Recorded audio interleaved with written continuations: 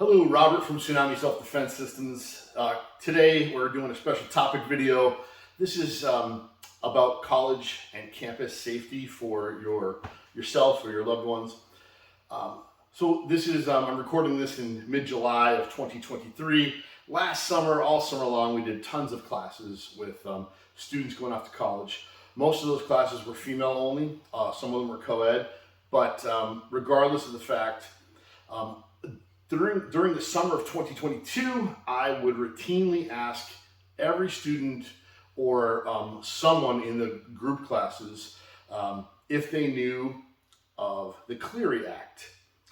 And all summer long, June, July, and August, the answer was no. No one had ever heard of that. So there are numerous ways to keep yourself and loved ones safe when they're going off to college and school for the first time, or transferring different universities and colleges. And so in addition to learning the self-defense skills, both the hard skills, fighting skills, defensive measures, and all the soft skills, the avoidance and de-escalation stuff that we teach here at Tsunami Self-Defense, we have to arm ourselves with as much knowledge and content as possible when we go out to the world. So if you're attending a college or a university, they should, in America, have what's known as the Clery Act. Now, it might come across to your eyes as maybe a campus security report or something. Colleges may label it differently, but in a nutshell, this is something you can look into to learn about the stats, the figures, the statistics of crime of all different types: vandalism, theft, burglary, sexual assaults and rapes, hate crimes, fires. Everything should be listed under a university's or college's Clery report. So give you a little background here, and you need to look into this stuff.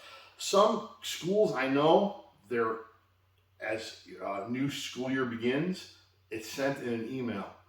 Might be a Word document or something, and if you just click and forget it, you don't even look at it, that's a problem. But most schools are really good about making this stuff available. Some you have to seek it out and request it, but let's back up and give you a little history here. It was named after a student. Her name was Jean Clery. Jean Clery was a sophomore at Lehigh University, and in 1986, her second year of school, fourth semester, it was in April, she was by herself, asleep in her dorm room, and someone was burglarizing or trying to steal something out of her dorm room.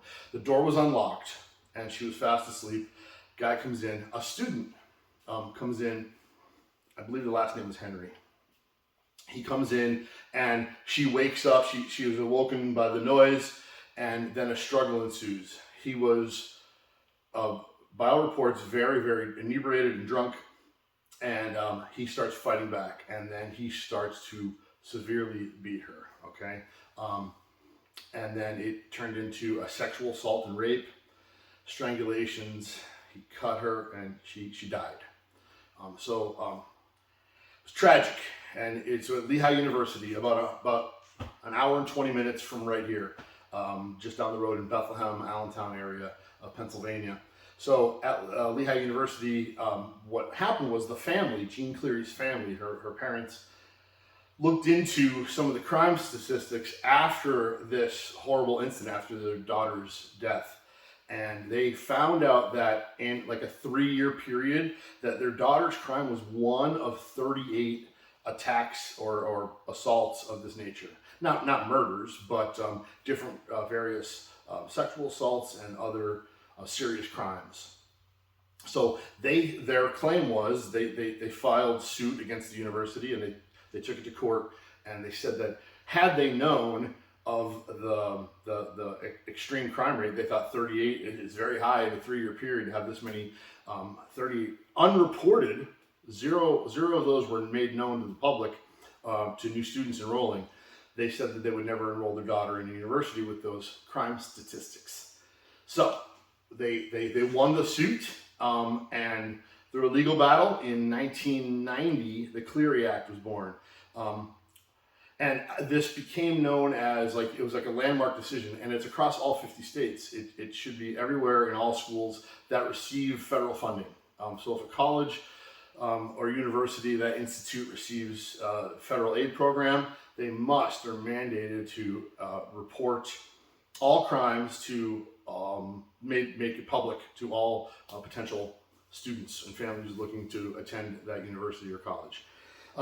So these crime statistics are made known or made available publicly through the school's ASR. It's the annual security report. So maybe some schools might not call it the Clery Act, all right, but that's what the reporting is through that. But the annual security report should be made available to all. I did some research on this when I was preparing to do this video, and I looked at other schools in Pennsylvania. Many of the big schools, I looked at Drexel, Temple, things like that. They have very almost like spreadsheet crime stats on every year available up to 2022, and it's just good to know. You sort of like have an idea of what you might be getting into, what your son or daughter might be getting into. So now here's the other thing. Schools and universities, institutes have to also report. There's a little bit of fuzzy area. Like, so for instance, they have to report not only on campus crimes, but crimes that occurred near campus. And sometimes that gets a little fuzzy, and that's where maybe schools or universities are in violation of the Clery Act. So the Violence Against Women Act, the Title IX, hate crimes, other reports, these are things you can cross-reference and look into as well. You should be able to ask your college or university, could I see your Title IX violations? Could I see your Violence Against Women Act violations or discrepancies? Any hate crimes, things like that should be reported, should be made known to the public. They're all public record. So there's just a little bit of extra homework that you can do. It's all public, all public knowledge reports that you can arm yourself or your loved one with as you go off to school. When a college is in violation, or a university is in violation of the Clery Act, they could be fined, I think it's something like $27,000 per infraction, like per incident. And as far as I know, the largest single university that was brought up on violations of charges was actually Penn State, PSU, again, also in Pennsylvania. In 2016, they were in violation of not reporting these crimes, of like whether it got swept under the rug or they didn't report things, kept things from the public. And it was something like $2.4 million in violations back in 2016 against PSU. So the violations do happen. I know when I teach at colleges and universities throughout the region and beyond, I'll bring up things. We'll just be talking to some of the students, and we'll say, hey, do you know of incidents that are like, I mean, first of all, sexual assault is one of the most unreported crimes out there. A good resource to look into is the organization RAINN, RAINN, RAINN.org. I'll put some of these links in the YouTube video for some of these stats and things you can look into. But I think it's clearly sexual assault and rape is vastly unreported. I forget the exact number. I think it's for every 1,000 cases of sexual assault, 310 or 312 are reported. So also we have to worry about that proximity, that barrier stuff happening. Let's say you're in an inner city school and the crime occurs just across the street from the campus. That should go into the Clery Report Crime Act. Full disclosure should be there in the ASR of the university or college, but sometimes maybe that doesn't. So just really kind of do your homework. Another tip I give people is when you're going off to college, start following on social media the local police departments, the local news, not the national news stuff, but a local news station that's going to be aware of crimes happening. You might hear about stuff in the know. Schools are really good lately. Institutes of higher learning are really good about sending out mass texts and warnings when something's going down. We've made huge strides through things like the Clery Act, and I mean, God bless the family of Gene Clery. It was a terrible incident back in the 80s. And still, the Clery Center was born from this.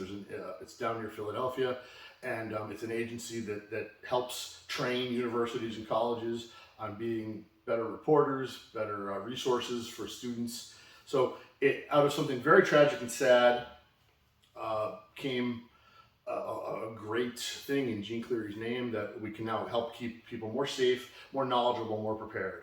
So something else to look into when you have yourself or your loved one attending school at different levels.